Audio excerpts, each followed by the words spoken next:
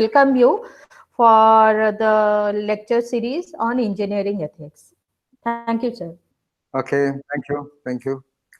And good morning to every one of you. So, there was a beginning problem. No, it's perfectly fine, sir. Yeah, please. All right, thank you. So, we'll begin. Okay, engineering ethics.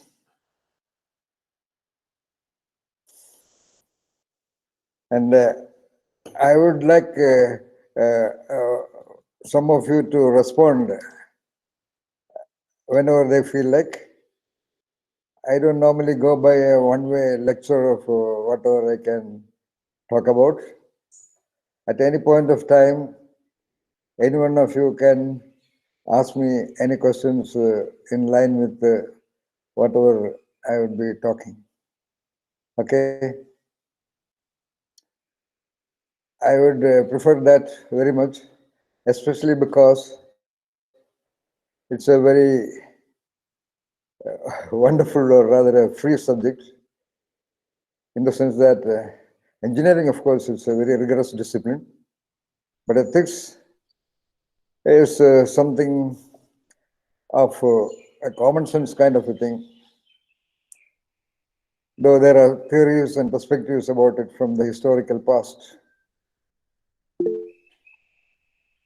Almost anyone can make some perceptions or ideas or responses in the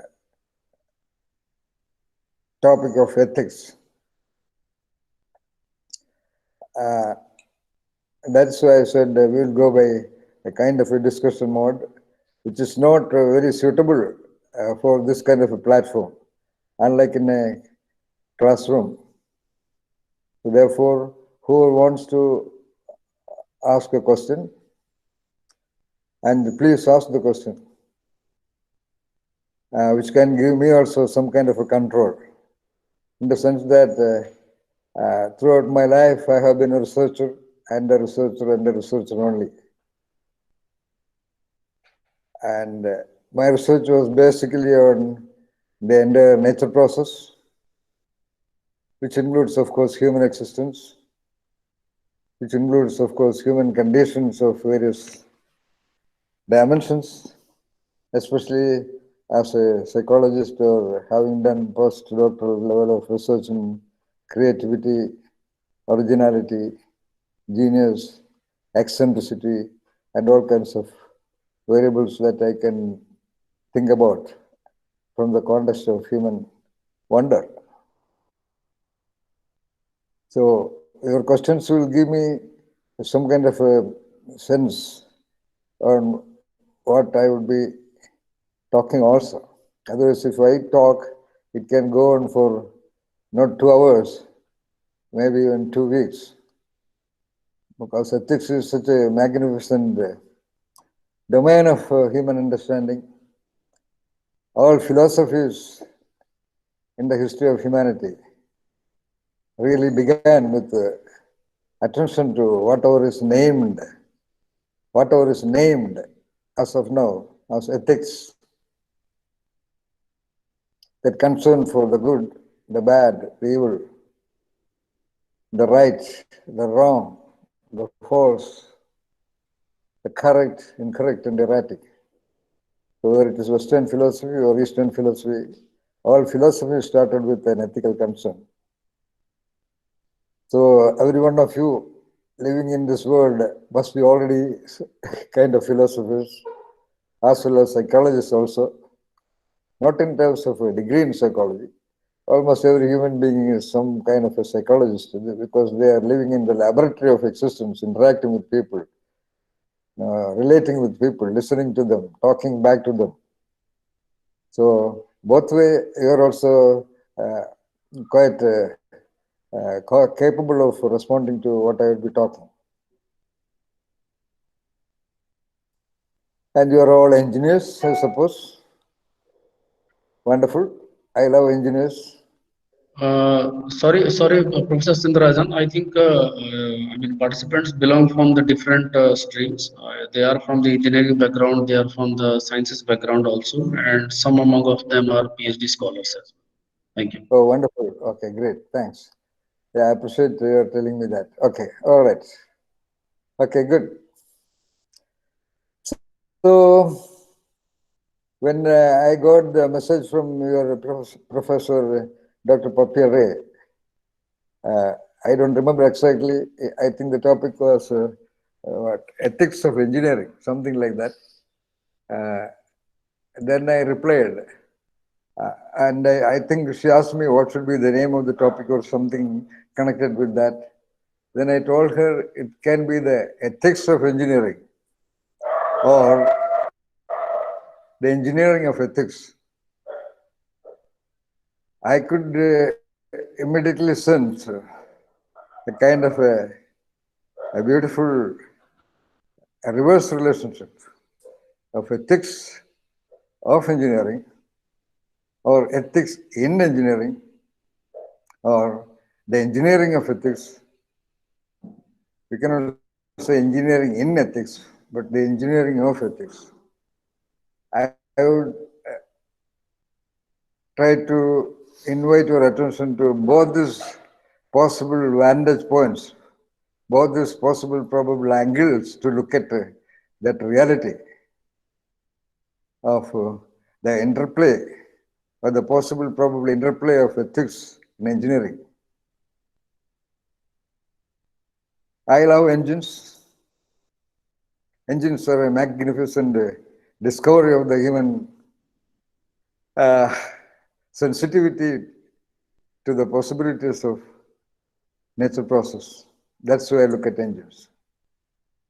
Engines are, to me, not really altogether different from the engines in the nature process.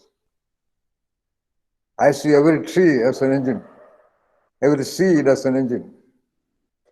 How that seed is engineered to, to deliver the programs of it into beautiful expressions of the trunk and the branches and the leaves. How that program is engineering the evolution of those contents in the seed in tune with the weather or climatic or soil conditions. How every leaf, how the engine of every leaf is processing the input of sunlight and convert them into whatever nutrients required for that. And all of you, basically, I suppose, science students, you understand it perhaps better than I. I only have some vague memory about what you call photosynthesis. Just a minute. Remy, I am sorry. Remy, I am sorry. I am in a significant meeting. Okay, please. No problem, sir. Actually, you had called me yesterday. Yeah, That's the all reason right. I thought I'll Okay, pick okay. up. Thank you. Okay, no Thanks. problem. Thank you. Thanks a Thank you. lot. All right. I may call you back at about 3 o'clock.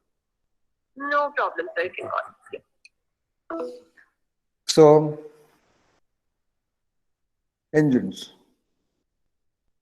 So my angle of explaining the ethics of engineering will be from the camera of nature process. Nature process, I mean, every item, every entity, every phenomenon in the nature process. Why I do so is because of my finding, I suppose, that almost every discovery is primarily driven by signals and processes and behaviors and expressions and characteristics of items or events in the nature process. Every creation, whether it is a safety pin or a pencil or a pen or a jet aircraft or a smartphone or automobiles or even atom bomb, they are all nothing but conversions of materials or items chosen from the nature process. Nature process, I mean, things available in the planet Earth, let us say so. certain items were refined, polished, reshaped, reset to form a so-called engine. And in that sense, you can look at even a stone tool of the ancient, the primitive times as an engine. That is taken from the planet Earth, I mean a piece of stone, and it was shaped using other things taken from the same planet Earth. Thereby the stone tool was made. Then the iron, of course, all of you know very well. The ore, so the raw material for iron, again taken from the nature process. It is heated or melted again by using the available process of the nature process, I mean the fire. And when the molten liquid is, where it is of iron ore, is poured into kind of a shape or a mold, it becomes a barrel, let us say so. And it can be further shaped by other tools made of much more harder variety of stone, iron. And there could be a polishing of it, or the hole could be made through that, and so on and so forth, to make the barrel of a gun. Then explosive, again something taken from the nature process. The character or the properties of the explosive is that if it is excited, it will explode, and whatever is in its vicinity, depending upon the distance from the explosion, that thing will be shot away. And this barrel, the explosive, and the trigger all setting, of course, that engineering part. Setting of, let us say that primarily these three things in a certain design. So I'm talking It's about the next 10:15. concept, the design, the setting, two critical concepts, and the third concept, process. By that design of the setting of the gun, whatever we name as gun today, is triggered again by the movement of the nature process. I mean, the nature process facilitated movement of the finger of the hand. Of course, nature process is working 100% in the human body and even the mind and the intelligence and intellect and spirit too. So the human body, using again the nature process, pulls the trigger, taking the aim, and if a bullet hits at the body of a living organism, again by nature process, it dies. Or so-called its existence, its its format is changed from a living condition to some other condition. Again, a process of the nature. So, what I want you to consider reflecting upon is that primarily whatever the so-called pride, arrogant claims of human beings that they have invented, they have created, they have discovered a whole lot of things, are nothing but variations of items and their properties redefined and reshaped and refined and reset. Again, using at every moment the possibilities of nature process. A slight variation of this gun, let us say I see. I don't know what is the original background of the design setting process of the automobile engine. But when I look at it from the nature process angle of the camera, of the realities of automobile engine, which all of you must be knowing as of now, an internal combustion engine, it is nothing but a recent design of, let us say, one gun or two guns or three guns or four guns, a liquid explosive, and the bullet in front is the piston. That is connected to the so-called crankshaft so that the bullet comes back, ready to be fired the next. And there is repeated firing, and the piston bullet is shot again, and which is converted into the revolving motion.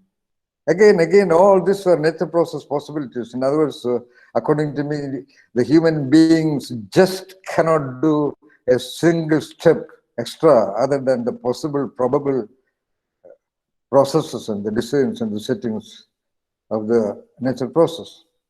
Of course, I want to tell you this is my perspective.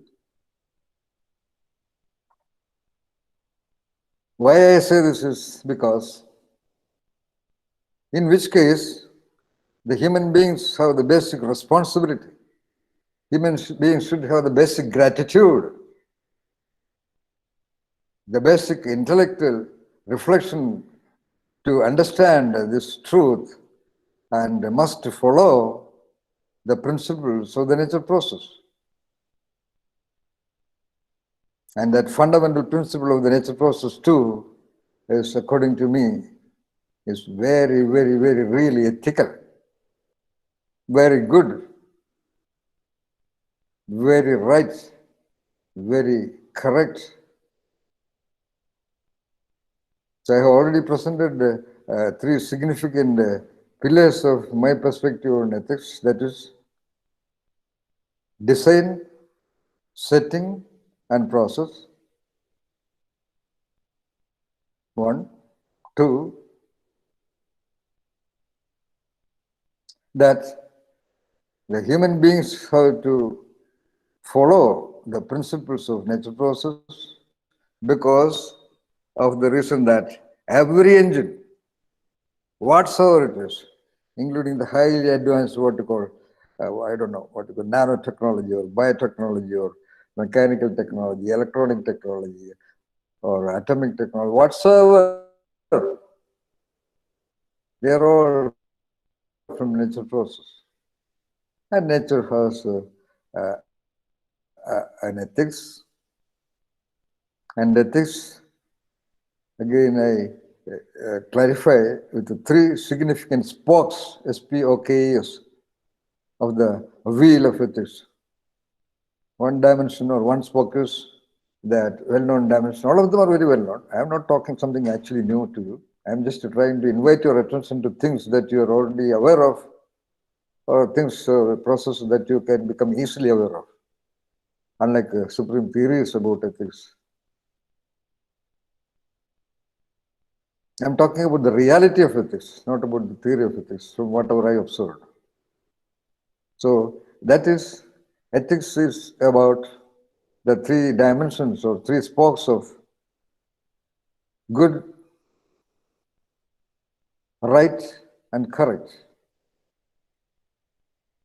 So as a spontaneous or natural extension to that, good, then the opposite or the paradox of that, the bad and the evil. Secondly, right, the paradox of that, wrong and the false. All are three dimensions. The three dimensions of good, right, and correct, and the three dimensions of each one of them. Good, bad, and evil, right, wrong, and false, then correct, of course, incorrect or erratic. This is the way I have tried to clarify the possible nature of that phenomenon, that subtle, intangible, vague phenomena named by the word ethics. This is what I tell to my students also. Why it is because in the context of ethics, there is always a perspective, always a response that ethics or good, right, correct, etc. depends upon individual perceptions. And I hear this with almost every batch of students or every batch of senior managers, because companies are also doing ethics programs on ethics now. Every time one of them or at least two of them would immediately respond, sir, ethics or good or bad or right or wrong or correct or incorrect depends upon individual variations or perceptions of it. When I hear that, I feel a little funny in the sense that in everything else, as if in every other perception, as if in every other perspective, as if in every other ideology, there is a universally uniform perception. Not at all. For everything, this perception difference is there. Individual difference is there. So too with ethics also. But unlike differential perception of other things, other ideologies, political ideologies or sociological ideologies or whatever other ideologies available, it may be advantageous for human beings in that game of life, in that game of existence, to be clear about what is good, what is right, and what is correct. Because these three are, though apparently looking somewhat correlated or somewhat comparable, these three can have significantly unique dimensions also, which will help human beings to understand a situation, understand an event, understand an episode, understand the ways of behaviors and actions and work and relationships and languages of people. One will be able to understand oneself primarily. So, what is correct to begin with? Correct, I conceptualize, I am not defining. I am not defining because the dimensions that are subtle, invisible, intangible, etc., in terms of existence, in terms of human perception, cannot be clearly defined, unlike the materials, unlike the physical realities, which all of you have studied in the form of various sciences and technologies. Like you can define an inch or a kilogram, or you can define a force applied on a matter by whatever, you are better. So it is just one way of looking at the reality. And I repeat, I am just proposing a different way of looking at the reality of ethics and engines or engineering. Just for your reflection. So correct meaning one or two or three or four events or items conform to a clear standard. For example, in mathematics, 2 plus 2 is 4. That is correct. Or a measurement is correct. Or the setting of the gears in the gearbox is correctly aligned. The wires of the electrical circuit are correctly connected. The timing of the firing and the cylinders are correctly aligned.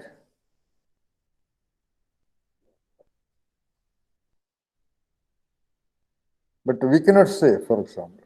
So that is, for example, correct. Now, at every point of my explanation, I will relate or correlate or linkage it with the nature process also. That's why I say this is the nature process model of ethics in engineering. Is there any one thing in this entire planet Earth that you can identify as incorrect?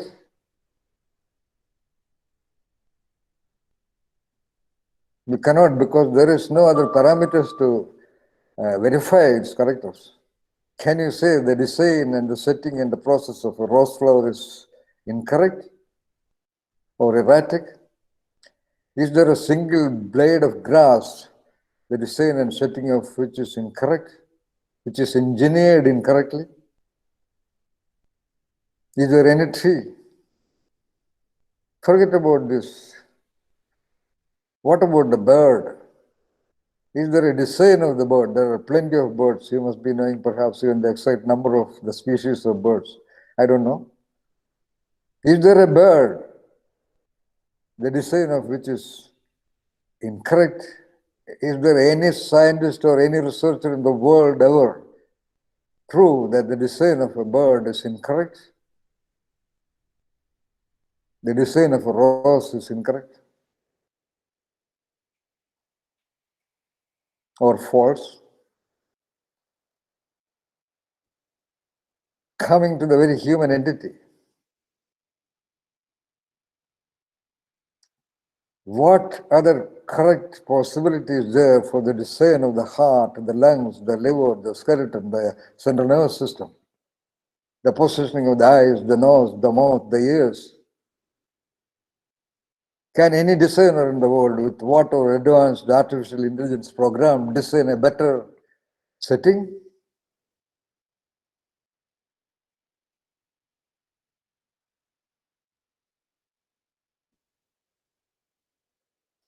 So that is the dimension of correct, incorrect, false, suggested by every item, every design, every setting, every process in planet Earth or in the non-universe.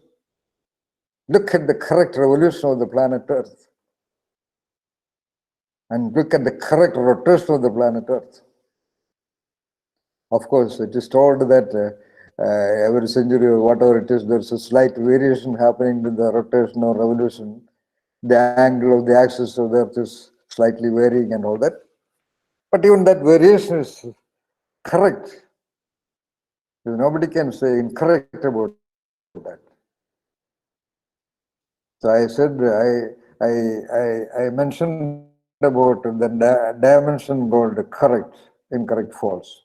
The first dimension, no, first meaning not by rank order, one of the three spokes of the phenomenon of ethics, whatever we name as ethics.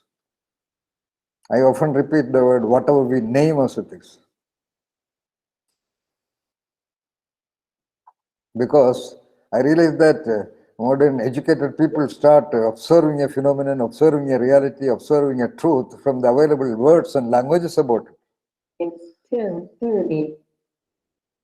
Their perceptions are biased It's by their 10:30. existent meanings and perspectives and existent knowings about those words and the concepts and their meanings and other explanations offered elsewhere.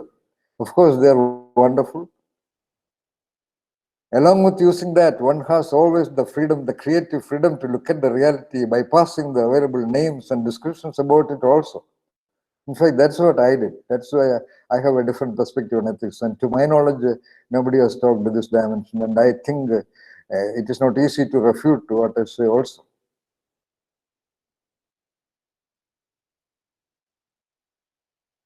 Okay. Then the second dimension, right, and the paradoxes of it, wrong and false. That right is different from correct in the sense that, as I told you, correct is the correct way of the evolution of branches from the tree.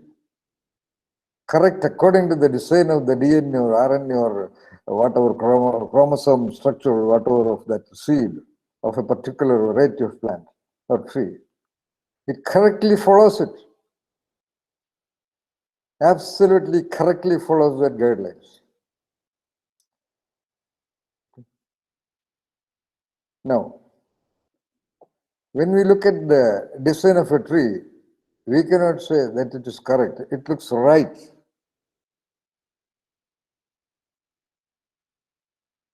It is right. We cannot say wrong about it. Maybe a tree might look very obscure, very making a lot of curves here and there, and a designer can maybe very logically point out the what to call unsuitability of design of the branch of a tree. We can see a lot of such trees in heavy forests.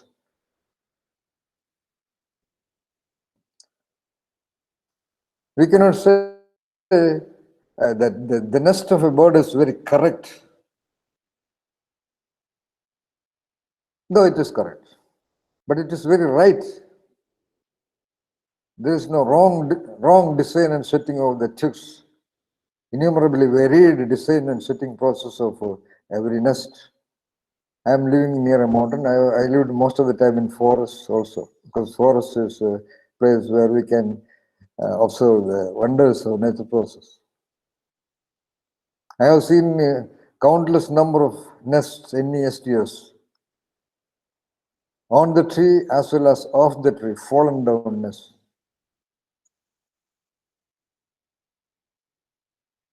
So it connected with the first dimension also.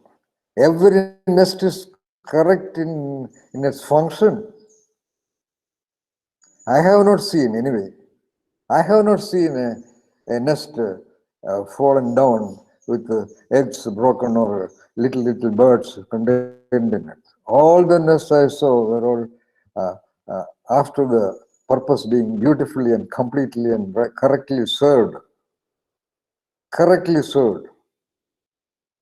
But when you look at it, we can say that it is a wrong design. That is what is right.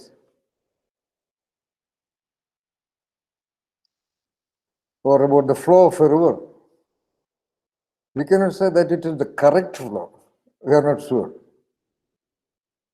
What does it flow? That is its correct representation of its property.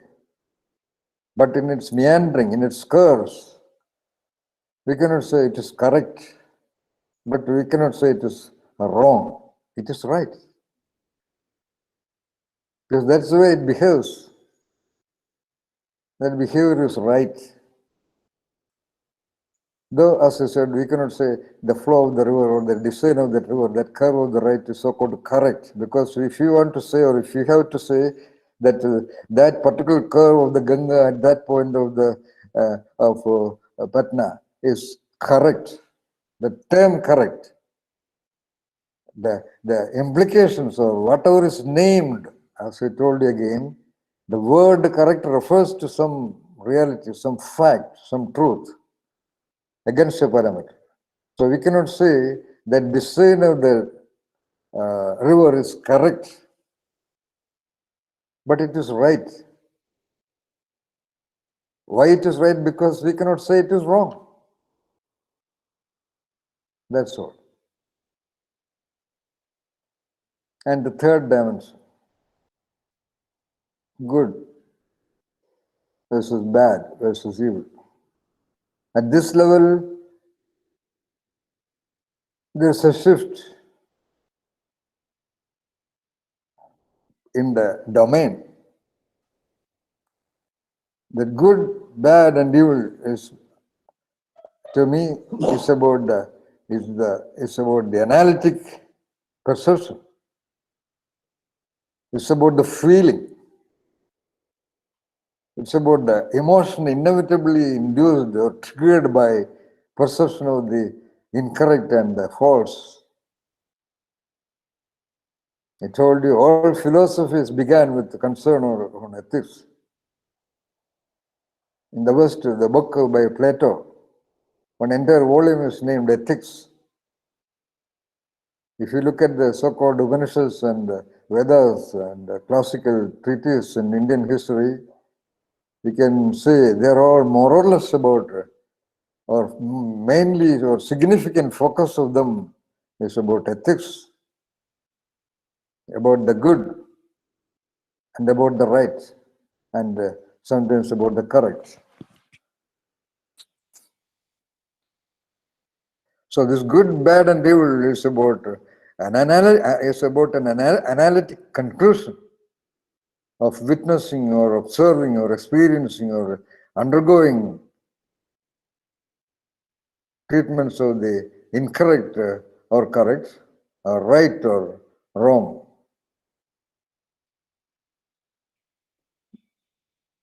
So the third spoke is of a different orbit.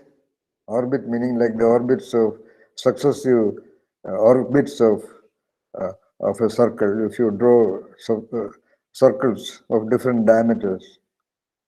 So the core of it is, from the natural process vantage point, is the correct dimension. And the second orbit, it is the right dimension. Both of these are about the external realities. But when it comes to, by the definition of that English word, we can have many more words also. But inspecting most of the terms correlatable with good, bad, etc., I find that most of them can be somehow categorized under these three heads. So coming to good, bad, and evil, it is about the analytical consequences of the human mind and intellect.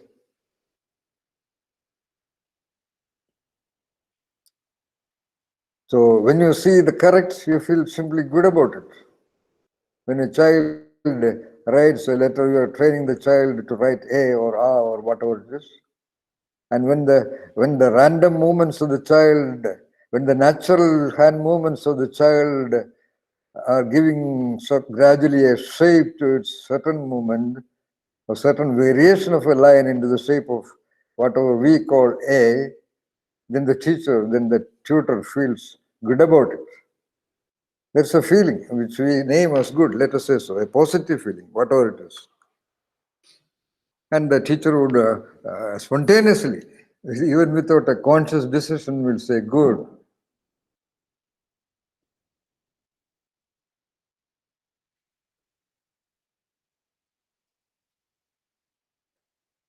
So it's about the feeling resulting from an analysis.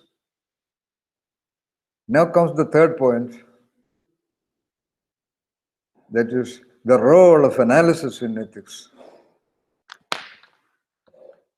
Every entity in this universe, in this planet Earth, is doing the so-called analysis, whatever we name as analysis.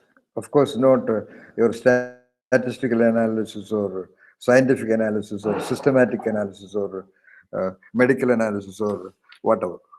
Some function which can be pointed out by the word analysis. That's all. It is not that an amoeba is doing a conscious analysis so that it can identify the terrain where it can move around and it can identify its prey, whatever it is. That analytic function is inevitably there. Otherwise, amoeba cannot locate its part of the whatever muddy area. Otherwise, it cannot locate its food particles. Otherwise, it cannot escape from other preying entities around. I have observed the birds, wonderfully analytic.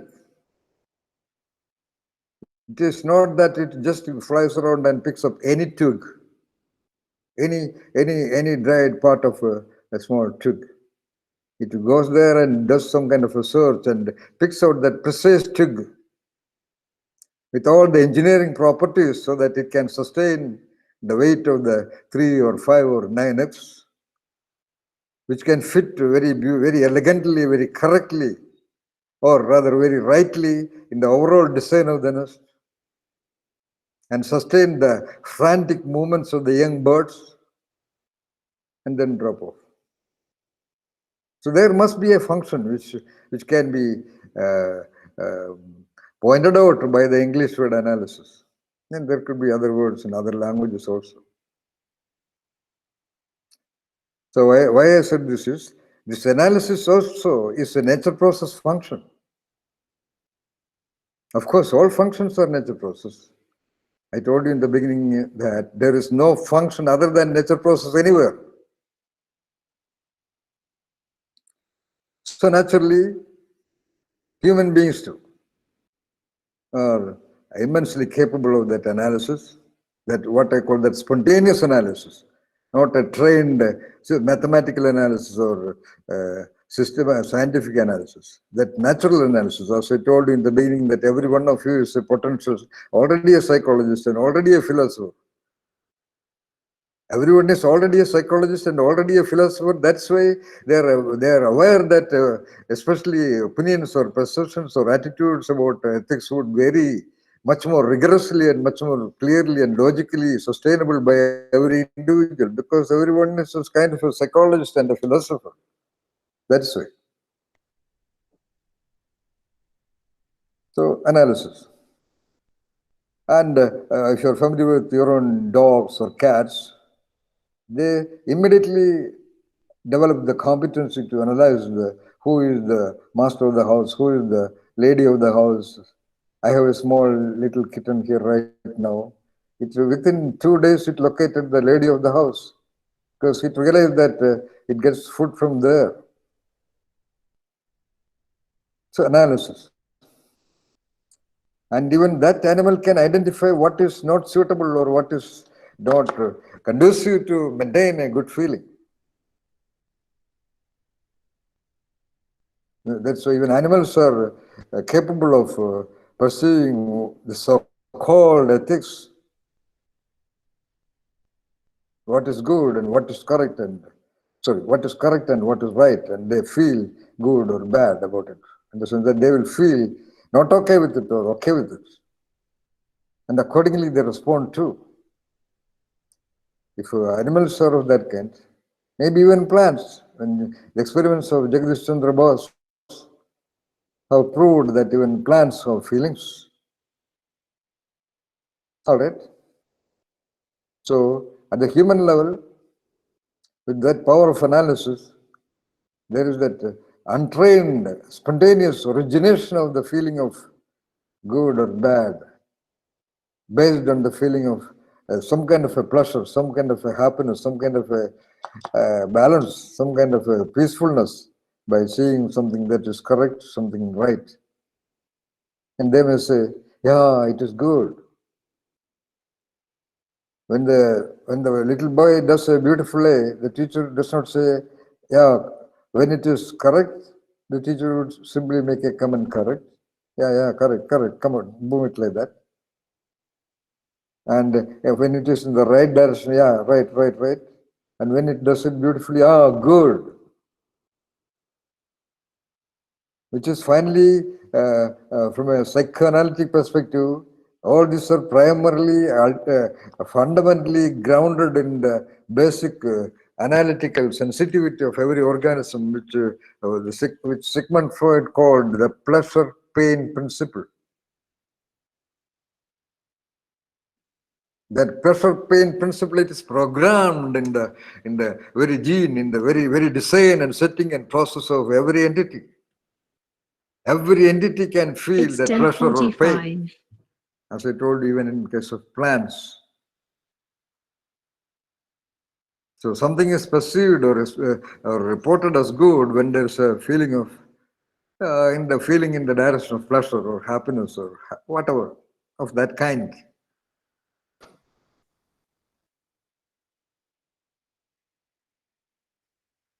So naturally, the attention, the reflection, and the conceptualization or languagifying of tendencies of those few individuals who sat down somewhere under a tree and looked at the world, they all started their first ideologies in terms of ethics.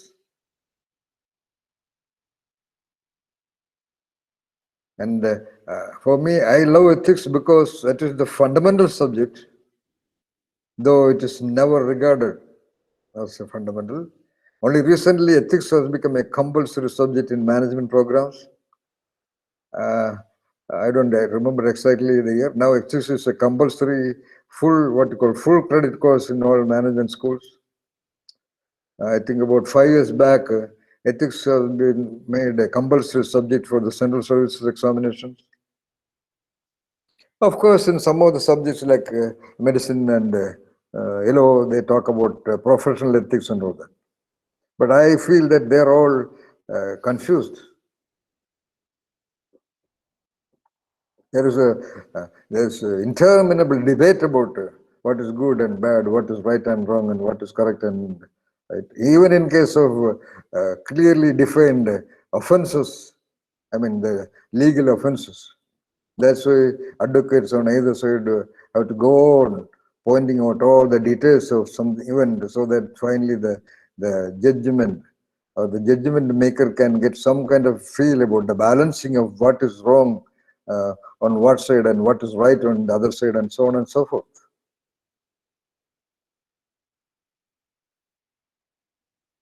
So that first thing, that good, bad, and good, right, and correct. Secondly, that entire design setting process in the nature right and correct.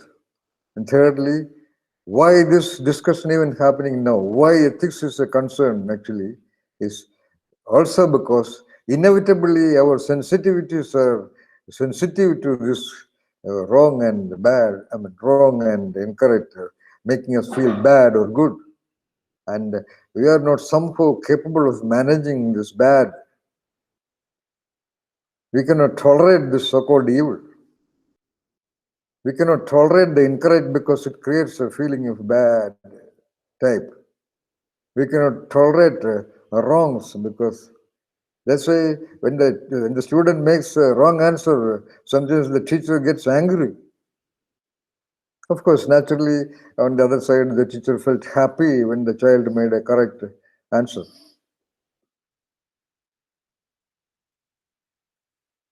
So when there is happiness possible out of correctness and rightness, or perception of correctness and rightness, there must be the feeling of irritation or anger or intolerance about whatever is wrong and incorrect, which induces the bad feeling. That's why when there is an event in the society, a rape or a murder happens elsewhere, people feel balanced, compensated by punishing that individual. So then the element of punishment.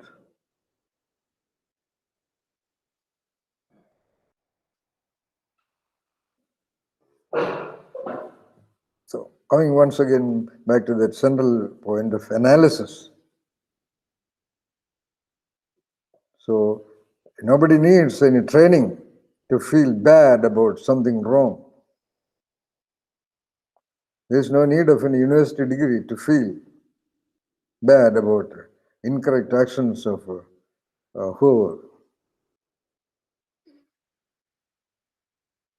Because that sensitivity to whatever we name as that ethical dimension of existence is programmed in every entity.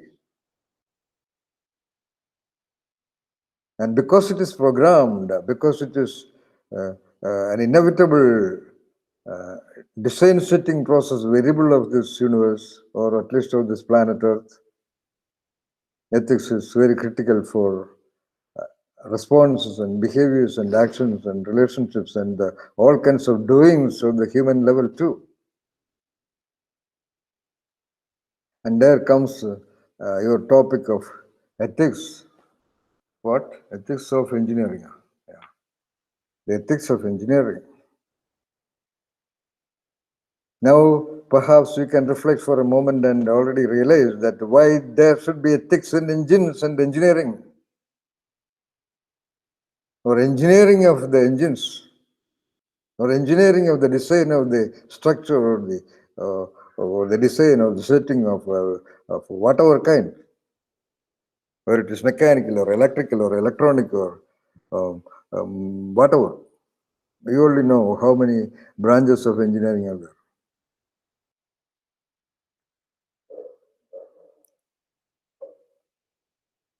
The so-called creative people or the inventors, the innovators, the researchers, they were all trying hard in their laboratories outside and the laboratories inside their mind and intellect to constantly strive for arriving at that correctness and the rightness of the design and setting, so that the process implied or expected out of that engine is capable of giving us that feeling of good, feeling of wonder, feeling of happiness.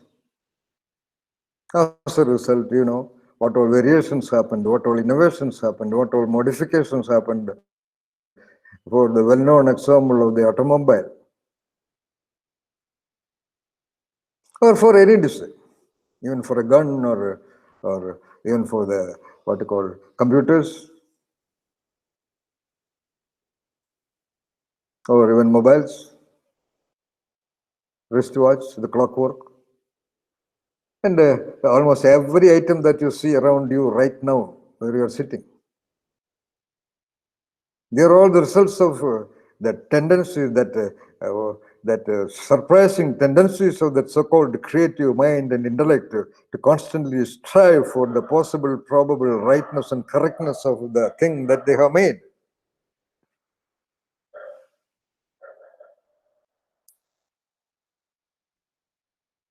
in terms of every engineering.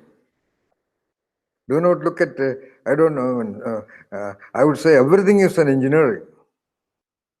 Even music direction is an engineering. Even directing a film also is engineering, in that sense. In the sense that engineering at the core of it is nothing but arriving at the most appropriate design and setting so that the process is correct and right. Process meaning leading to the output, leading to the outcome, the final product.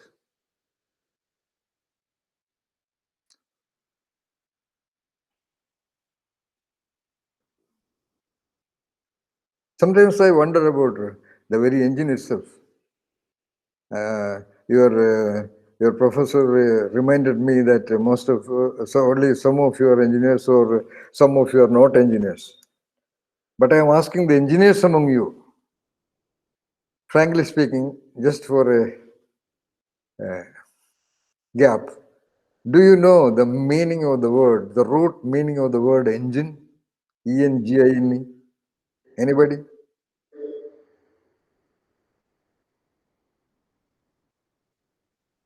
Uh, I guess, Professor, engine is some sort of source of energy or something like that. No. No, you are very right, sir. You are an engineer. All right. Anybody else?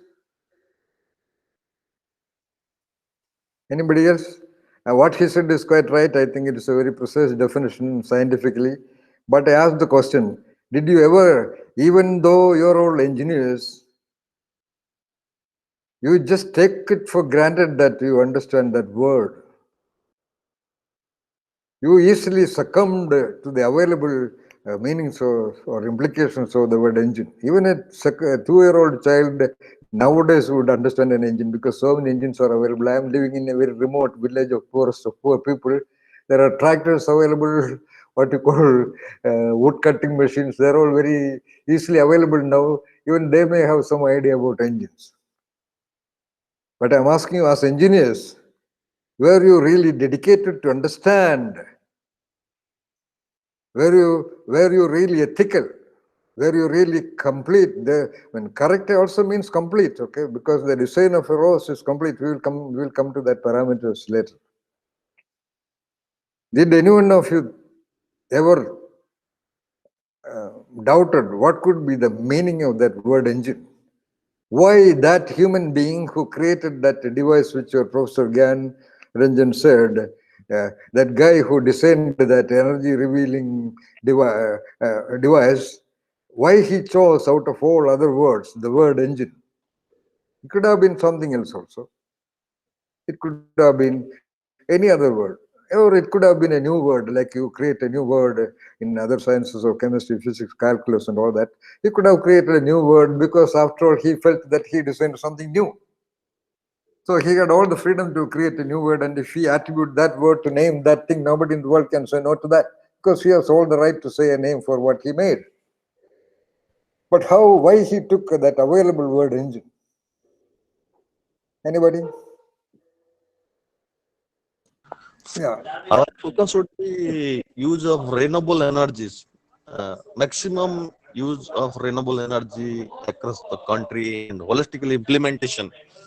We all citizens should try for making a holistical implementation of maximum use of renewable energy. Also, government of India is a lot of initiative, but this implementation is a major challenge. A lot of working is going on happening in India.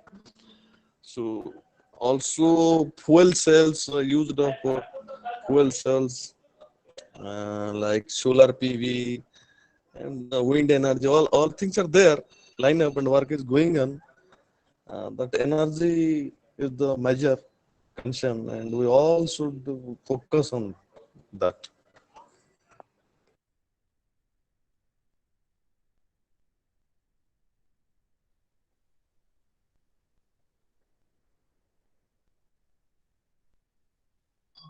Professor Sundararajan, I think there may be a I think interruption from the Yeah. mobile service side. Sorry, sir. So Yeah, I just now asked a you are a bit simple audible. question. Yes, yes. Okay, Rashmi Ranjan, I asked a simple question right now. uh, what is the meaning of the word engine? Because as engineers, I'm talking only to the engineers now. What could be, because engineering, engine and etc. You studied for a BTech 4 years, 5 years, and you are dealing with engines. And right now you are studying in an engineering college, one of the topmost engineering institutions in the country, technology institutions in the country, university. I think the first university, first engineering college or something like that in the entire state of Orissa. So, etc., etc., etc. And what is the meaning of the word engine? English word engine, E-N-G-I-N-E. You do not know that. I will tell you. The root meaning of the word engine is, I don't think any one of you would even have a remote imagination of that meaning.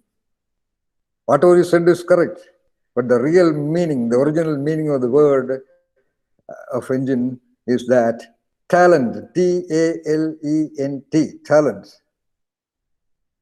That is the root meaning of the word engine. Just imagine. What a beauty. What a wonder. That genius, that original individual who devised that energy revealing, etc., which you now know, that thing he used out of all other words, the word engine, to name it, to call it. Like the parents would choose the finest possible name for their beloved child. It is not that they just pick up one word, okay, let it be the name. No. They must have spent maybe hours or even days and might have consulted a lot of people, because it is their creation and they would like to name it with the finest word available. So engine means talent. See, even that is so much correlated with the nature process. And if you look at it again for a moment, in which way the so-called talent, the way you understand that word, how that word has become a name for this energy producing, power generating, or advantage producing device. It's 11 hours. Starting with a liver or It's or 11 a internal hours. combustion engine or a turbine or whatever it is. See? So what is a talent? Talent is again something that is hiding in the design setting process of let us say, in the context, in the case of a human being. When you see somebody making some piece of singing, you say he has the talent of singing. But he is not singing as it, he just hummed a word. A little boy, 3-year-old child is humming some one line. Then the mother or father or somebody else realizes that he has the talent of singing. Similarly,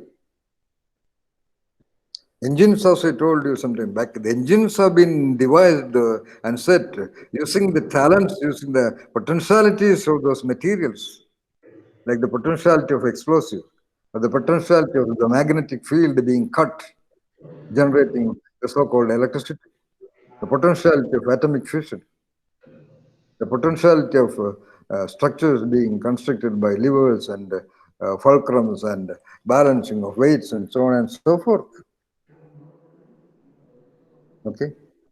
So everything about engine, because everything about engine has been designed and set and conceptualized by the so-called wonderful group of people uh, known by the adjective creative. So I would say every engineer must have necessarily that talent of creativity, not necessarily to create engines or to create designs of engineering, or how to engineer a structure, or how to engineer a wiring circuit, or how to engineer the design and setting of a huge factory of petroleum manufacturing or whatever. Because every one of them has been created by a so-called creative person. Of course, he has done his best so that, I'm sorry, so that almost any idiot can drive a modern car. He doesn't even have to change the gears.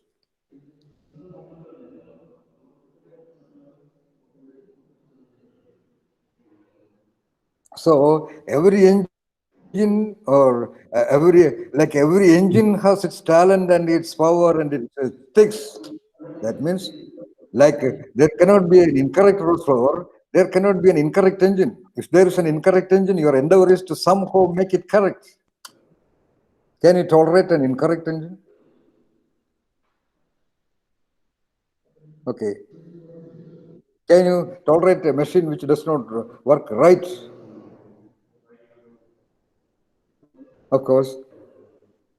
In the beginning of that automobile, it worked correctly according to whatever design.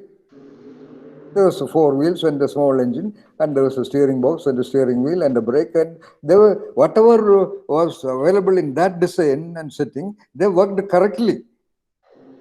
But there was something not right about it. It was not rightly suitable. There was no sufficient speed. There was no sufficient control. So there is a constant endeavor to engineer the engines to achieve its correctness and completeness.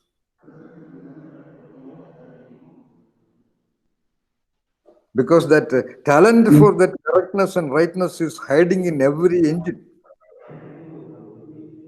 And if it is so, what about the correctness and rightness in the engineering? Engineering meaning in the design of the structure, the architecture of a building, the design of the electrical wiring, the design of the proportion of the cement and the iron and whatever.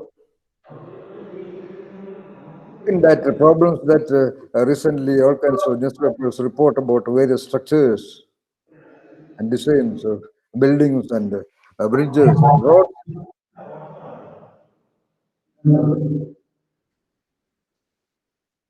So the primary requirement for ethics in engineering is, I would say, that creative perception, not necessarily creative discoveries and all that. So creativity is domain specific. So because creativity in dance is different from creativity in music direction. Creativity in music direction is different from creativity in film direction. Creativity in physics is different from creativity in chemistry because it is domain specific. It depends upon the inclinations and the interests and the available tendencies of the individual involved. Creativity of general power, anybody could have asked Albert Einstein, please sir, come on, do some inventions in our chemical laboratory also. You could have asked Nikola Tesla could have done some findings in biotechnology or biology also. So it is domain specific. So in the domain of the engineers is in understanding the engines and understanding the flow and the requirement of the design of engineering, whatever structure. Because I don't think in general, you need to create a new engine. But you may have to make innovations and modifications in the engineering of a structure, in the engineering of assembling various machines in a workshop, in a manufacturing shop floor, or whatever you do. I do not know whatever you are doing. I even know, in fact, I am not clear why you are concerned about ethics of engineering, in fact. When I heard about it, first I felt very, very, what you call, problematic news from Kerala state. I am not in Kerala state, but I happened to see that there was a major overbridge to be constructed in a very populous city named Cochin. It spending about 39 or 49 crores. And even before, I suppose, even before the proper inauguration of that, the vehicles were going, and they noticed a huge crack in about 20 parts of the that flyover. And then the investigating team came and they found absolutely ridiculous errors in the mixture of the concrete and the use of the kind and the quality of iron bars. And the minister concerned was involved in that. And so if that is to happen in a public construction of road, how many people in that line of action, line of control of executing that bridge were really corrupt, so-called unethical? What those engineers were doing? What was the ethics of those engineers?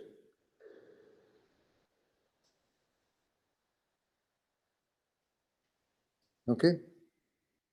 I would say, I would even say, looking at the newspaper reports, At least above 60% of the so-called engineers in the country are ready to do any unethical thing if they are paid a little bit of money or if they are threatened. In the manufacturing of machines and devices and engines, how many automobiles are now of the so-called Indian origin? How many Indians are quite comfortable or quite confident in buying so-called anything made in India? Even a lathe, L-A-T-H-E, lathe, one of the most fundamental requirement for any machine shop. Is there a good quality lathe in India? Of course, HMT used to make wonderful lathes, including CNC lathes. And that company is almost closed.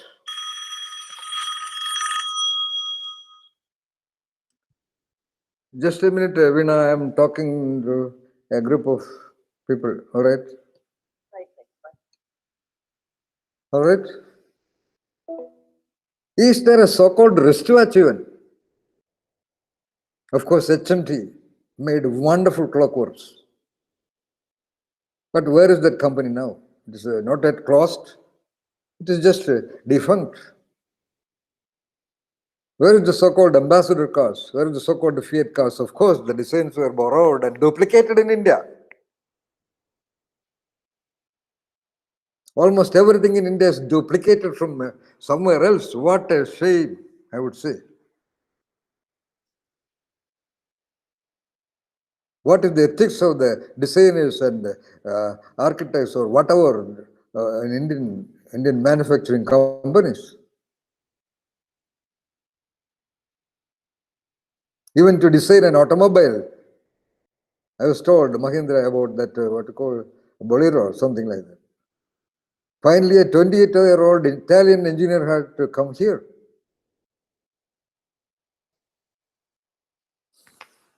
And because of the lack of competency, another variable, why engineers become unethical, why the district collectors become unethical, why the medical doctors become unethical, why the teachers unethical, why the managers become unethical, because they are all incompetent. That is why. Because when you are complete, like a rose is a rose is a rose, when a bird is a bird in its correctness of action, the correctness of the jump of a cat, when a human being achieves that correctness of perception of at least his own engineering of his own entity, he or she or they have to be ethical, because it is not possible for them to be unethical. It is as simple as that. They will feel bad when they are doing unethical. Whereas in general, majority of Indian people will feel good if they are unethical and make some extra money, make some extra profit. Their feeling of good is completely controlled and conditioned by the campaigns of the Western world.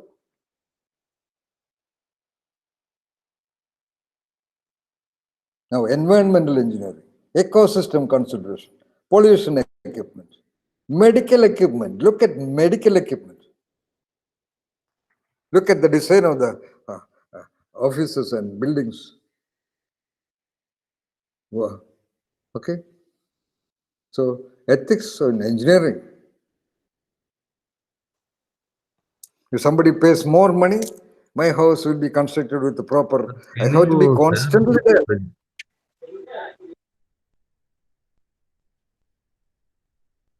Sir, can you share this presentation? At least whatever you spoke, that actually not remember all these things.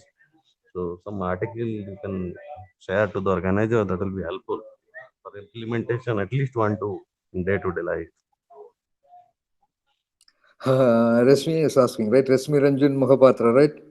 Rashmi, there is not much I am talking actually. I am talking about some fundamental principles of ethics, which I told you, the division between good and the right and the wrong. Good, right and correct. Then that, what did I do? I was just inviting your attention to something that you already are aware of, and I'm just putting them together like a film, how a film is made, a shot from here and shot from there and shot from here and shot from there, and all of that to set towards the climax. So I'm just picking out your awareness about these things and trying to reset and redesign so that a new mental process will happen to you. Whatever you understand is all that I am talking. Okay, I can. What is the? I don't know. Yeah. All right. I will try to make some 2, 3, 4, 5 slides containing these critical points. Whatever you understood is all that I said. I did not say anything more than that. So do not suspect whatever you understood. That's all I said. Of course, for the record's sake, I will make something and send it to you maybe by this evening. All right, coming back. So, engines, nature process That's decide. Thank you, sir. Thank you, sir. Kindly share two, three slide. Whatever time you have spent some time for this 15, 16 members, at least some takeaways, at least one, two in day-to-day life they can implement. Then that is the need from this 5 days workshop. At least one, 2 day, not because in 5 days you learn a lot of things, but at least one who can implement in your day-to-day life in personal as well as professional. That is our achievement. Yeah, that's what I'm telling. You have to find out, you have to identify from what I said. As I told you, every action, every expression, every response of everything in the nature is very correct, very right. You can identify whether your actions are correct or right. That's all I said. When you design a building or when you design a factory or when you design a relationship, so you said 2, 3 unexpected dimensions like about life and work and all that. I was trying to focus only on that engineering part. Okay? So I just mentioned a perspective that all engines are made out of nature process. They work by nature process, and you look at nature process. Every design is correct and right. Then why we also try work hard? Every individual or in group when they design something, when they design a building or a road or a structure or a bridge or whatever of their subject matter. Why don't they do that? Nobody has to be told what is correct in what they do. Okay. And if they do not know, like even in case of cooking, okay, if they do not know, they can ask another person. It's 11:15. Like those who are engineers among you, those who are physicists among you, they can know, or if they cannot know, they can ask somebody else, and they can easily know what is correct. And do you think all these unethical people are unethical because they did not know? Everybody knows what is correct and what is right, in fact, in general behavior. And in terms of the subject field, everybody knows or everybody can know what is correct and what is right in their domain of operations, Rashmi. All right? Because let us say a simple example, bribery. Everybody knows it is not correct. Everyone knows that it is not right to attack the modesty of a woman. Everybody knows.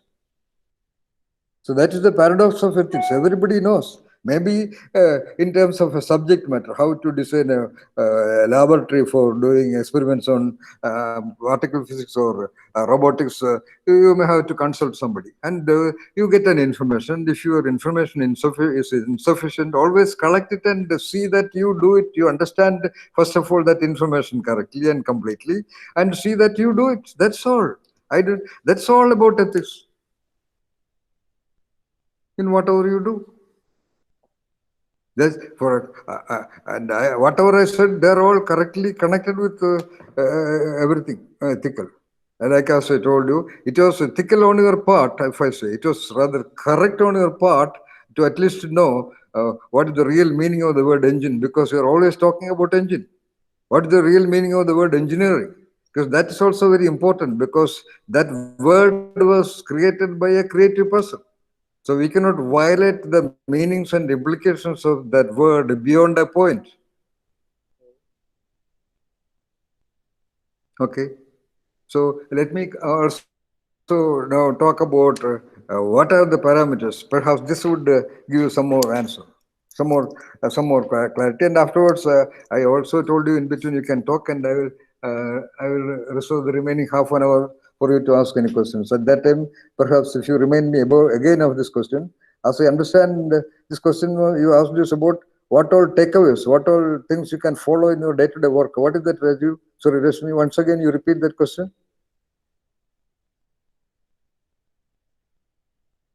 Rashmi, what did you ask? What did you say in between? Exactly, ethics is very vast in life. As per I undergo for this 3 days or 4 days trainings, so I, but it is not a one day because exactly this should be common or early stage of life because there is some culture of family. Then we'll go to an, academia. So then again we come to the industry. So that We are not talking ethics in general. We are talking about ethics of engineering. That's why I'm restricting my topic to engineering. We are not talking yes, about academic family. Then it's a wide topic, of course. yes, Again, because yeah. And we are not talking about that. I'm only focusing on ethics in engineering. That's why I started with nature process. I talked about engines and engineering. Okay, that because that but is sir, why. this engineering ethics is not a that is there are so many disciplines like computer science engineering, automobile engineering, mechanical Yeah, engineering. wherever, that's what I said. Wherever all these are imitations of the nature process. So Yeah, those who are in automobile engineering, let them focus on automobile. yeah. In that design of the automobile, let them follow the principles of the nature. That's what I said. If it Well, is rightly said, sir. in electronics, let them follow. But the thing is that people are thinking that multi-skill. Now coming all the people, suppose general manager of an organization is looking at all everything. He's controlling the finance department. Yeah, He's controlling yeah, come on. the electrical department. He's controlling the Yeah. procurement department. He's also controlling operation department. So how what are the quality he inbuilt in this engineering ethics? Hmm. So he's got the top. So that is my question. So the I hope you Yeah, okay. understood, sir. No, I understood that, but it is not that tough. That's why I said you can talk about the engines. When the engine is working very rightly and correctly, you're talking about finance and all that. The model is the very engine, my dear friend. Like the very model is the nature process. The very model is the engine that is working in front of you. It has been made correct and right.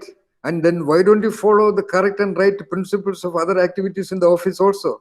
If you tell the finance guy, it is, of course, it is not under your control. If it is so, you as a manager, you as a leader, you have to tell the finance guy, we are talking about machines. Even if machine is working correctly and completely, then why don't you do correctly and completely? And they know what is correct and complete in whatever they do. And they just don't do it. That's all. What to blame? Then that's all destiny. That's all. If the let's I talked of that example of the bridge, that engineers knew what grade of steel to be used, what grade of cement the combination was to be used, but they did not do it.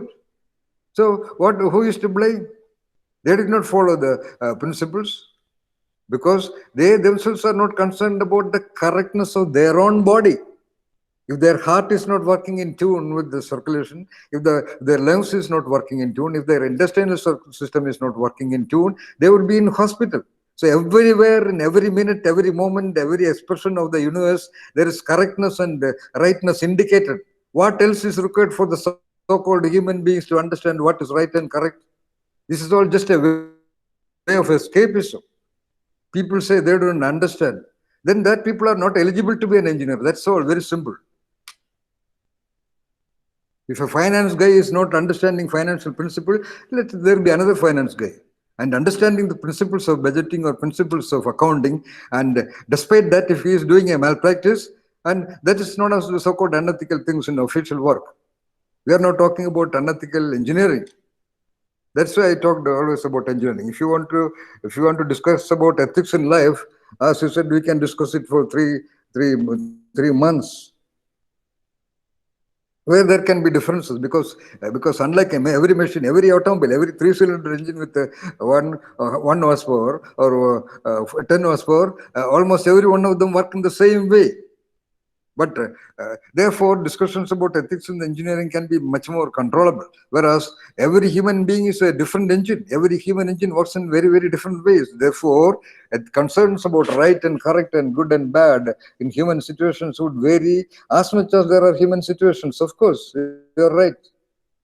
That's why I told about the need of that creative sensitivity to understand the underlying principles of whatever you do, whether it is ethics in relationships or ethics in managing one's own behaviors and activities. That's why ethics has been made a paper for business schools, or that's why ethics has been a subject compulsory in our ancient Gurukulas.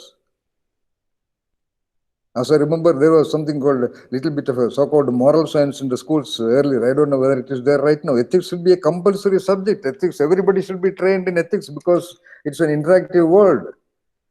How can we explain away by saying that your perception is different from my perception and I will do according to my perception and end up in conflict? So that is why I told in the beginning that there could be the three major dimensions of ethics: correct and right and giving feeling of good. So every one of you, I am sure you cannot deny that. You know what is good. So you know what is correct. You know what is right in whatever you are trained or whatever you do. Am I right? Sir, you well articulate the information, but thing is that sometimes people doing some unethical things. I observe, I have also 15 years industrial experience. So they have to post.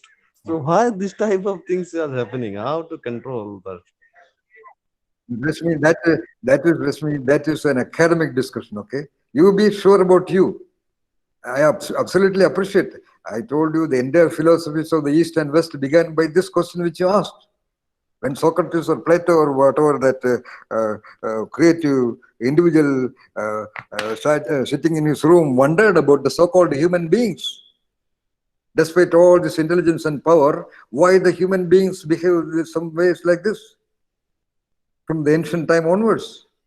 One head of a nomadic group, they go around and see another nomadic group, and if they are more in number and powerful, they just kill and encroach that land. Right now, for what God's own reason China is attacking India? Nobody knows, especially in this COVID season. Nobody knows. What is the logic? You are talking about so-called normal citizens who is working hard for life, doing their work. What about the so-called leaders of nations?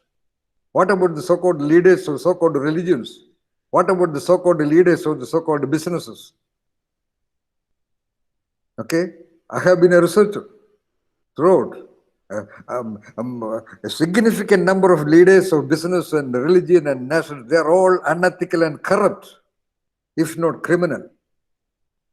If somebody normal is doing a bribe, they will catch them and arrest them and put in jail. Look at the newspapers today, what is happening in the various states of India, what is happening in the world, what is so-called engineering in biotechnology. What is that engineering by which the RNAs of some animals were combined and the novel coronavirus is made and delivered? What is the so-called biological weapons? Very, what you call the wonderful achievement of the so-called biotechnologists. What was the wonderful feeling of that person who designed the atomic fission? Okay, so forget about the world, Ranjan. Think about you and your colleagues and your group. If you are alone, if you have a team, if you have a unit, if you have a department, have the logic and the correct use of language to make them convinced about their responsibility to be ethical. Pointing out to the very hand of the. Is there an unethical hand? Is there an unethical eye? Is there an unethical ears? Is there an unethical heart?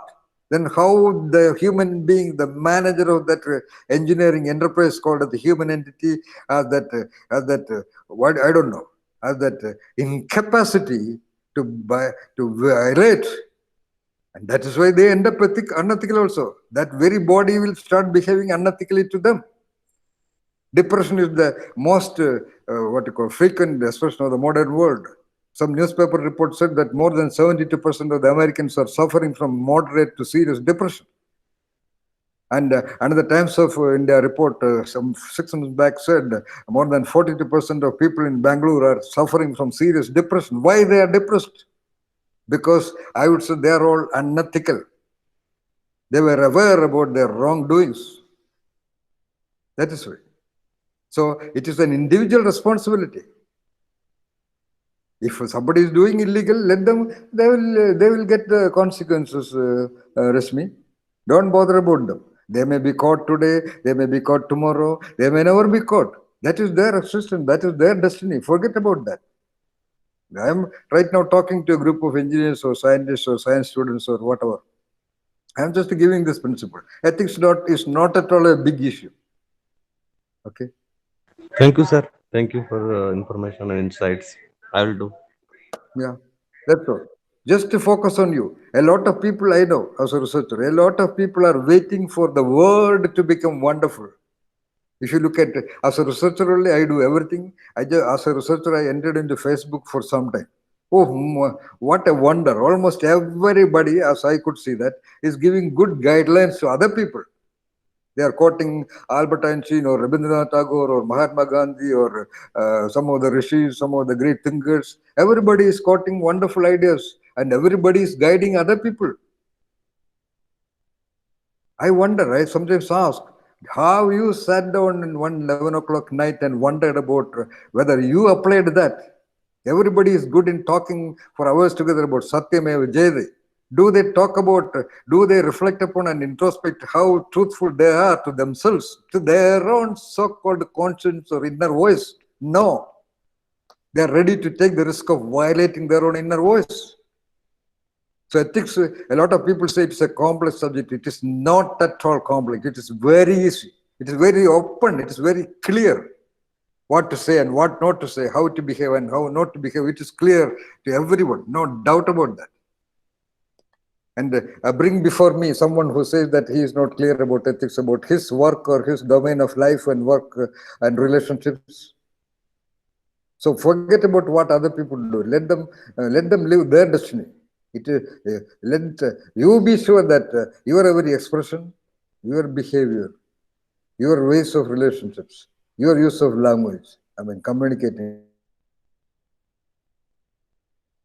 dialogues with others, be closer to your sense of correctness and rightness, which can be wonderful to the other people. You feel good. When you do something beautiful to the other people, you feel good. When you gift a little bit of your money 11:30. to a needy person on the road, you feel good. It's When you 11:30. make a wonderful craft, when you make a wonderful machine, you feel good. When you write a wonderful article, you feel good. When you sing a good song, you feel good. That inner voice will tell you, because ethics, whatever, that's why I said whatever is named ethics is a universal process. Even an animal can identify what is good and bad. And what is the so-called textbooks? And all those theories are establishing the individual differences, the so-called guna theory, this theory, that theory. They are justifying individual differences. So let it justify individual differences and let them go and suffer, my dear friends. Even Ayurveda, the philosophy of Ayurveda says what? More than 85% of all illnesses, especially process illnesses, meaning gradually developing into the processes of the body, the digestion process, respiration process, muscular process, and all that.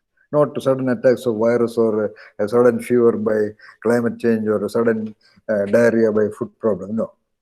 All process illnesses are caused by the conflicts of emotions.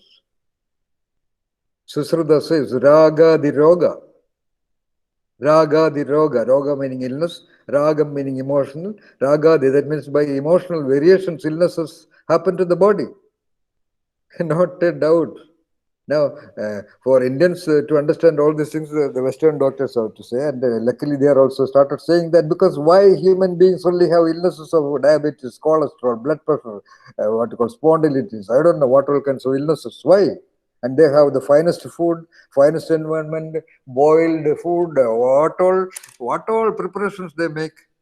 And increasingly, the health of people are heavier.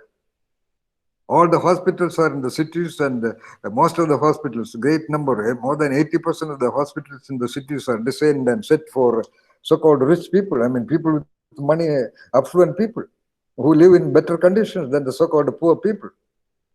So raga the roga, because emotional conflict. So do everything according to you as correct, and your mind will tell you whether you are doing correct, because the mind will give you that feeling when you talk something wonderful to the people, as you said. When you commission a wonderfully designed plan, nobody has to tell you. You feel good.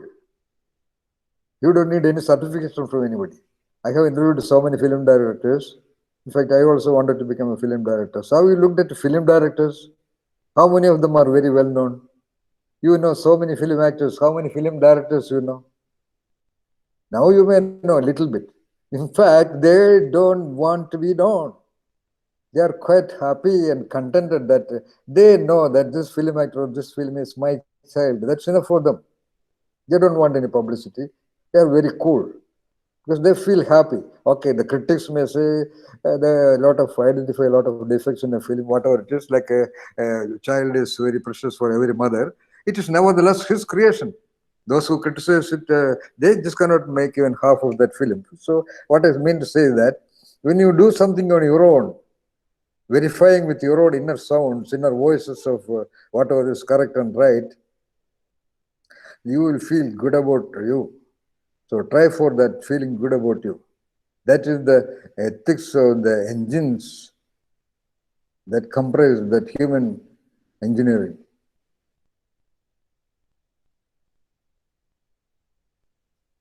So I told you the parameters of things in the nature process. Thank you, sir. They are all correct. Thank you. Thank you. They are all Thank right. you. And you can also look. I am just giving an introduction. You also look around. You just take a piece of leaf. You just look at a rose flower, keep it, and you meditate on that rose flower. You'll feel that it is correct in its design. It is complete. How you see in an incomplete rose? How you see in an incomplete tree? A tree in your garden says, "Oh, I am after all in your garden. I will be only this much." And another tree is in the garden of the of a palace and say, "Oh, I am in the palace and therefore I will bloom." That's why that English proverb, "Every rose is a rose," is a rose because a rose is a rose. It will maintain its integrity. Were it in the hands of an ugly person or in the hair of a beautiful girl. Because a rose can only be a rose. So you can see that consistency, that integrity, the first parameter of everything in the nature process.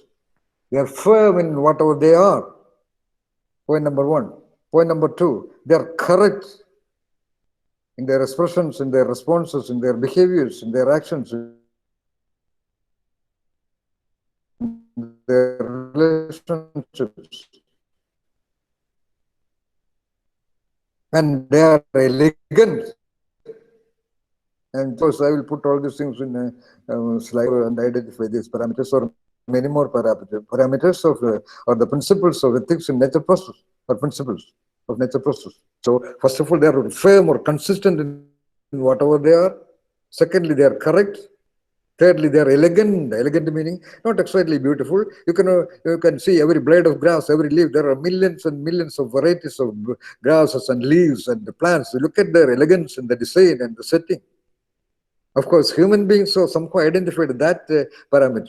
So human beings are very concerned and even very obsessed about being elegant, good in their appearances, good in their choices of shirt and pants and wristwatch and mobiles and cars and houses and all those things, that externally visible things before the other people. When they are so much concerned about the elegance of their dress design and automobiles, they are not concerned about the elegance of the ways of their behaviors. Whose fault it is? They are not concerned about the elegance of whatever they do. Whose fault it is? Is it because of any lack of training? So elegance is understood because it is so obvious that everything in the nature process is very elegant. So that is understood by every human being, and that is very faithfully incorporated. Okay, so firmness or integrity, correctness, elegance. Then what I call tuning, or that Chinese word Tao, T-A-O, Tao. Tao meaning in good flow, in good tuning with everything else. In nature process, everything, there are plenty of variations or varieties of things and entities and phenomena. They are all in mutual harmony, mutual correlation, mutual tuning. Okay, firmness or integrity, correctness, elegance, Tao or in tuning or in good flow, and finally completeness. Completeness. See that whatever you do is complete. A lot of senior leaders and CEOs have told me, and CEOs from abroad also told me that the problem with Indians, one CEO of Boeing, he said the problem with Indians is that with Indians that they don't make a thing work complete. In fact, I was a little bit surprised. I did not know because I have not observed the way they work. They have no completeness in what they do. So these are the parameters. Like you will not see anything, not even a single blade of grass, okay, incomplete. That's why the so-called brilliant axiom in the Rigveda, because it talks about the required parameter, I would say, of ethics. Purna Mada Purna Midam. There is completeness here, there is completeness everywhere. Purnasya Purna Madaya. From completeness happens. Okay, I will tell the final. Purnat Purna Mudachyade. From completeness arises completeness. That's all. How can a complete thing happen out of an incomplete thing? So when you are complete in your understanding of whatever subject or whatever doing, and your expression will be equally complete. If you are complete in your knowing, if you are complete in your doing, your being also will become complete. So the three dimensions of the human entity, the knowing dimension, the doing dimension, and the being dimension. So try for that. That's so as simple as that. It's actually very simple. And the simpler things are very surprisingly, unfortunately, very complex. And if you recall, all great inventions and discoveries and creations are out of the simplest of things. So ethics is not a big thing individually. But if you look at the world, as I told you, every human engine is different from the other. Therefore, it is a complex, like Shakespeare said, life is a tale told by an idiot full of sound and fury, signifying nothing. Of course, there's a lot of sound and fury outside in the world. Let it be there. Don't bother about that. See that your life is a beautiful lyric and you give a beautiful tone to that lyric. Don't remain an ordinary statement like that famous Hindi song. Life can be at a very ordinary statement level, like what you call that famous song in what you call that film Swami, sung by Yesudas. I don't know most of the modern songs. क्या करेगा भाई मेरा प्रिय प्रेमी तो देखता नहीं है उसको खोज के मैं तो परेशान हो गया. So a little more elegant, little more revised, little more. We cannot say incorrect about that. That's a correct statement. But more elegant, more tuned language will, क्या करेगा सजनी बालन तो आया नहीं है खोज रही है पिया परदेसी अखिया. Same thing, more elegant, giving more good feeling. And when there is that good feeling, you would feel like singing it. You can choose your own tune. So you can say, Kakaru sajuni ayana balam khoj rahi piya paradesi akhiya. Because that structuring, that design structure of that engine of words would lead to a process of talking about it in a different way. So someone who wants to be much more correct and much more right, let's say music director, he would say, Kakaro sajni aaye na balam खोज रही है पिया परदेसी अखिया आए न बालम.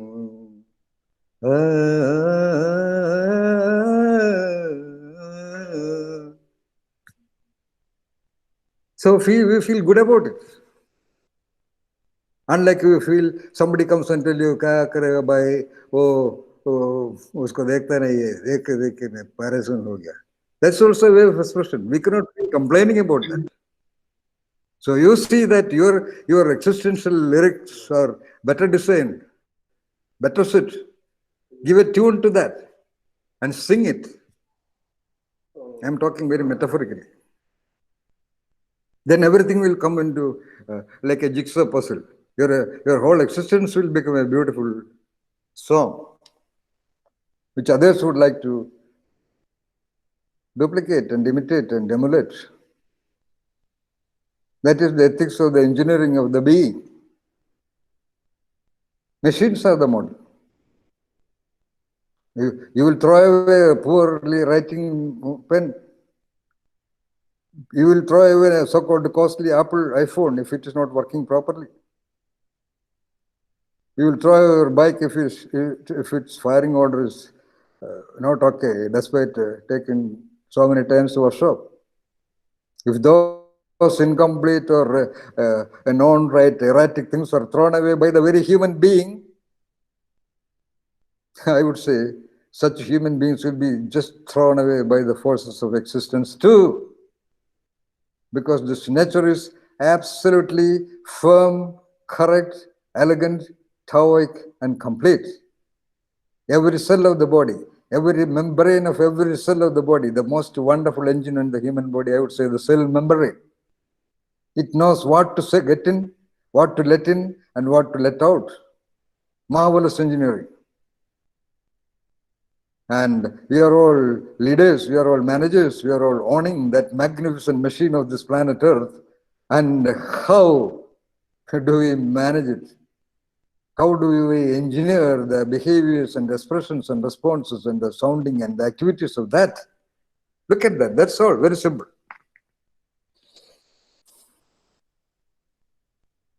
All right. Thank you, sir. Thank you. Great interactive All session. right. Okay. So Thank you, sir. remember this Thank you parameters. so much. All right. Uh, Okay, Pepe. Thank you so much. Thank you for such a nice and excellent talk, and especially your singing is so good. Right now, I would like to ask the participants if you have any queries, you can interact with Professor Sundarajan. Yes, Professor Sundarajan, I've been amazed. I think you have an excellent skill of classical music. Really. I see. Yes, we should obviously connect our strength with our knowledge. 45. And you are one of live example for one of us and inspiration as well, sir. Thank you, Gyan Ranjan Biswa. Anybody, Any particular message, sir, from your side to our generation? Every moment I have been conveying. Look at the nature process, connect with the nature process, love the nature. Nature meaning don't get confused like you get confused apparently about ethics. Nature meaning whatever is surrounding you. Look at the plant, the tree, and the bird. Look at the skies. Of course, it will not talk back to you. Nothing in the nature talks back to you. Your own wonderful central nervous system with all its brilliant magic, it will not talk to you. Come on, my dear friend, come on, do something with me. The hand with all the movements capable of it, it can do the wonders on the tabla or the sitar or the guitar or on the paper. The hands will never tell you, come on, do something with me. Similarly, the birds and the trees and the skies and the rains and the mountains will not talk back to you. It is your responsibility to identify what those silent expressions are conveying to you. That's how the so-called creative people created all the engines. The falling stone or falling apple did not go to Thomas Edison and told him, come on, do something with me. No. It is your choice. I always say, genius is a choice. Even for the greatest genius, it was a choice. The most comprehensive review of all creativity research reported in a beautiful book written by Robert W. Weisberg. I think your university may already have that book in the library. Right now, you cannot go to the library. The author is Robert W. Weisberg, ROBERT It's a 650-page review in 9 point less than 1 space Times New Roman. It's a brilliant review of all significant research in creativity and originality and genius. And it took 14 years for him to finish that book. Why I say all this paraphernalia is to say or to tell you the most critical statement of that book and given at the end of the book. The last but one statement of that 600-page book is this, that the only difference between the great and the non-great people is that the great wanted to become great. I repeat, the only difference between the great and the non-great is that the great wanted to become great. The statement is absolutely significant because that's a book on creativity research.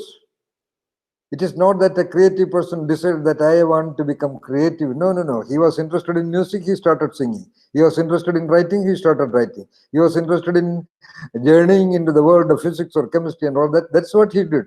Other people use the word creative to talk about him. Albert Einstein was the most irritated about researching him. Finally, he got wild at a group of psychologists from Stanford University and he told them, "What the hell are you asking me again and again and again? I think, don't you think? I imagine, don't you imagine? I visualize, don't you visualize? I observe, don't you observe? I don't have anything extra. I don't have anything other than what every human being already has. Everybody has all the engines available, all the engines of the body, engines of the mind, engines of intellect, and engines of the spirit. It is your choice how to use it.